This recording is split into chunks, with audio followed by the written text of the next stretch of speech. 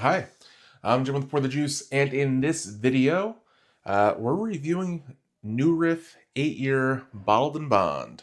This is the bourbon. It's not the rye. I haven't seen the rye anywhere around, at least not around me.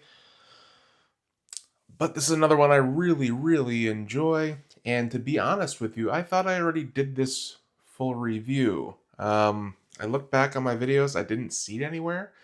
So I'm guessing it just slipped through the cracks somewhere. Um, But here we go. Got the review going for you.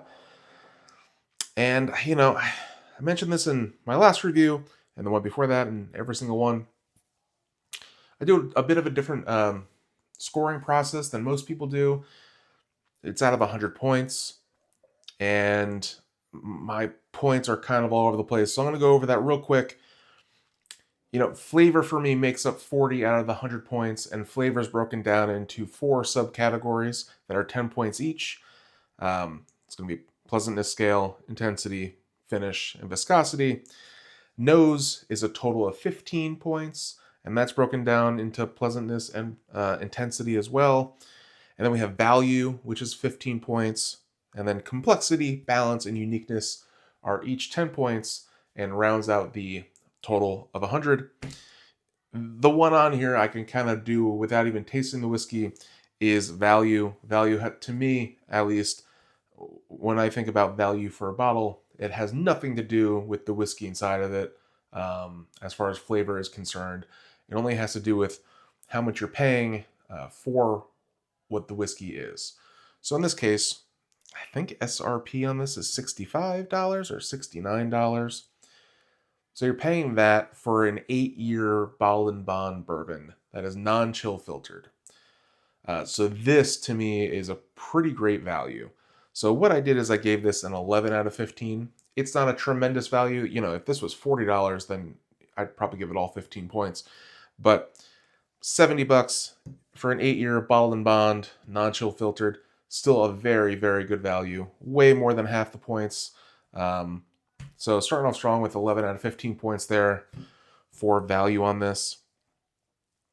And then I do want to go into flavor, and the flavor notes on this are pretty fantastic as I smell it.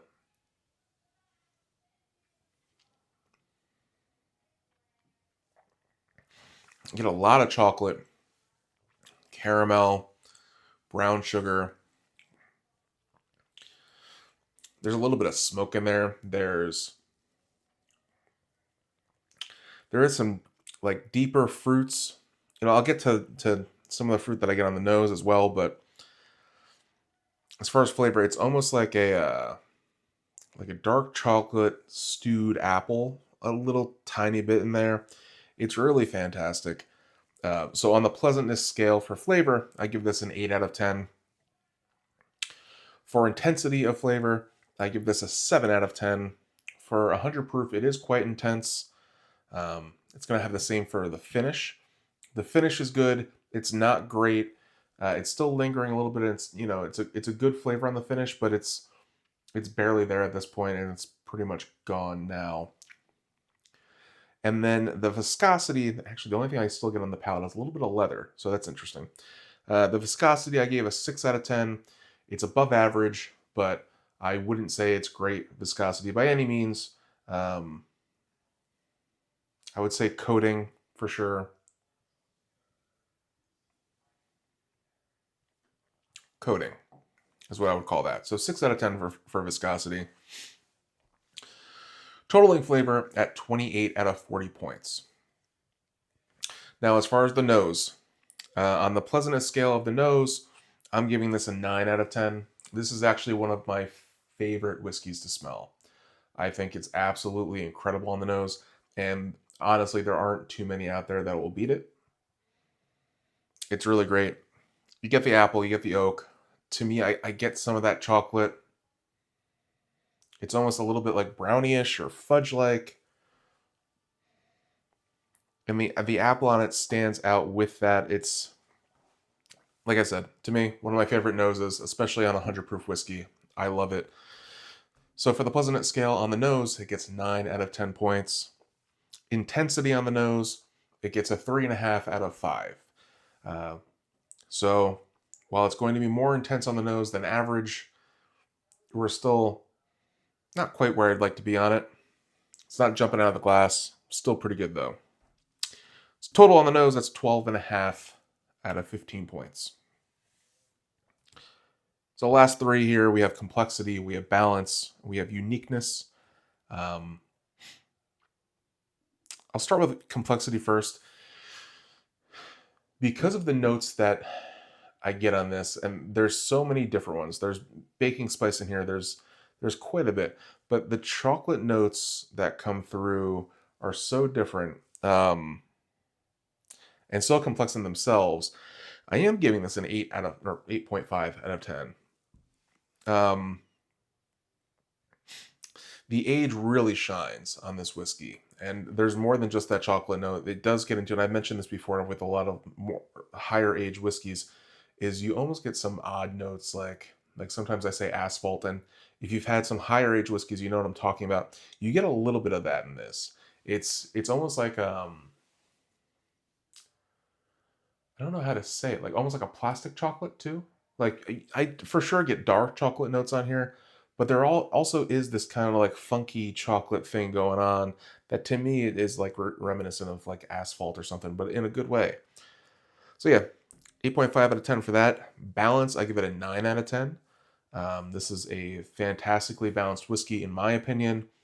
I get hardly any bitterness. What I do get is beautiful oak. I get chocolate. I get a little bit of fruit. I get a decent amount of sweetness, but none of it's overbearing. It all kind of flows together in one piece, and that piece is great. So yeah, 9 out of 10 on balance. And then for uniqueness, I also give this an 8.5 out of 10. And here's why. So you may be saying, well, it's just a bottled and bond product, but how many bottles out there are 8-year and bottled and bond? And then how many more are non-chill filtered? And I don't think there's that many out there that can say they're all three of those. So I'm not saying it's the most unique whiskey out there, but it's fairly unique for a bottled and bond, and it's even more fairly unique for an 8-year bottled and bond, which is already extremely unique in that it is non-chill filtered. So I think 8.5 is fair. Honestly, I could probably be argued to go up to 9 on that. But all told, this new Riff 8-year bottled and bond came to a point total of 77.5 out of 100, which is actually, for the bottles that I've done this full review on, second place. So Barrel 37 was at 78 points. This is 77.5. And then so far in third, what I have is the Old Granddad's 7-year bottled and bond. And that was 73 points. So it's up there. It's a great bottle. I would highly suggest going out and buying one if you see one, especially if you like New Riff products in general, because I do. I love everything New Riff that I've gotten my hands on. And this was up there with some of my favorites. I hope you enjoyed the video. If you have any recommendations for bottle reviews, I mean, you can see what I have in back of me too. Let me know. Put it in the comments. Say, hey, Jim, I'd like to see a review on that one sometime. And I'll do my best to do it for you. Yeah, hope you enjoyed. Please subscribe. Cheers. Thanks for watching.